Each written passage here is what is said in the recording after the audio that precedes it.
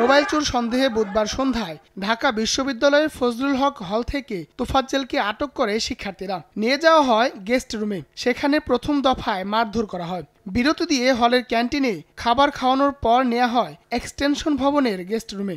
সেখানে রাত 10টা পর্যন্ত চলে দ্বিতীয় দফায় নির্যাতন।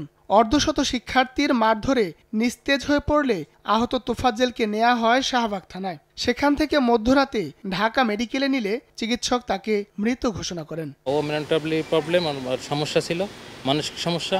ও এখানে ওখানে থাকতো, কখনো খোঁজ পাইতাম কখনো পাইতাম না। একটা মানুষকে মাইরা তারপর তাকে পানি ভাত খাওয়াই আবার মারতেছে, এটা কি মানসিক? মানে ওর থেকেও তো যারা মারছে তারা তো আরো অসুস্থ মস্তিষ্কের মানুষ। ঘটনার সময়কার ছবি ও ভিডিও ফুটেজে ক্রিকেট স্ট্যাম্প হাতে মারধর করতে দেখা যায় কিছু শিক্ষার্থীকে।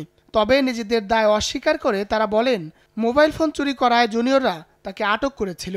ওই জায়গায় ওই রকম মারাই হয়নি। ওরা জাস্ট একটা জুনিয়র যায় ওই স্ট্যাম্প দিয়ে করে মানে পিটাইতেছিল, তখন ফিরানো হয়েছে। পোলাপান মানতে চাইছিল না যে ও মানে পাগল, মানে এটাকে বুঝতে পারে না।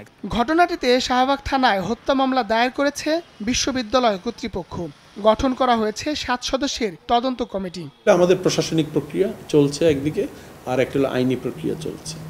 আমরা এই এডিসি ক্রাইম শাহবাগ থানা ওনাদের সাথে ওভার টেলিফোন কথা হয়েছে, তাদেরকে আমরা আসতে বলেছি, কত দ্রুত তারা এদের গ্রেপ্তার করতে পারে। এমন হত্যাকাণ্ড ও মব জাস্টিসের নিন্দা জানিয়ে বৈষম্যবিরোধী ছাত্র আন্দোলনের সমন্বয়করা অন্তর্বর্তী সরকারকে এর বিরুদ্ধে ব্যবস্থা নিতে আহ্বান জানান। তদন্ত সাপেক্ষে যথাযথ প্রক্রিয়া মেনে বিচারের আওতায় তাদেরকে নিয়ে আসতে হবে। কেউ কোনো প্রকার মব জাস্টিস করলে আমরা কিন্তু সেটাতে কোনো প্রকার সমর্থন দেব না। এদিকে এই ঘটনার প্রতিবাদে ঢাকা বিশ্ববিদ্যালয়ে বিক্ষোভ করেছে জাতীয়তাবাদী ছাত্রদল। এ সময় তারা অভিযোগ করে বলেন, হল প্রশাসনের ব্যর্থতায় এমন ঘটনা ঘটেছে। তোফাজ্জলকে সবচেয়ে বেশি মারধর করেছেন ছাত্রলীগের সদ্য পদত্যাগ করা উপবিজ্ঞান ও প্রযুক্তি সম্পাদক ও পদার্থবিজ্ঞান বিভাগের শিক্ষার্থী জালাল আহমেদ সহ একদল শিক্ষার্থী। কয়েক ঘন্টা ধরে মারধর করে একজনকে হত্যা করার ঘটনাকে আমরা হল প্রশাসনের চরম ব্যর্থতা বলে মনে করছি।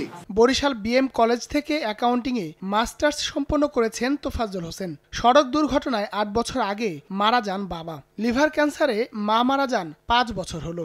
একমাত্র ভাইকেও হারান এ বছরই। এরপরই মানসিকভাবে পুরোপুরি বিপর্যস্ত হয়ে পড়েন তোফাজ্জেল। শুরু হয় তার ভবঘুরে জীবন। কখনো গ্রামে, কখনো বা ঢাকায় চলতেন বিভিন্ন জনের কাছে হাত পেতে। হায়দার আলী, সময় সংবাদ, ঢাকা।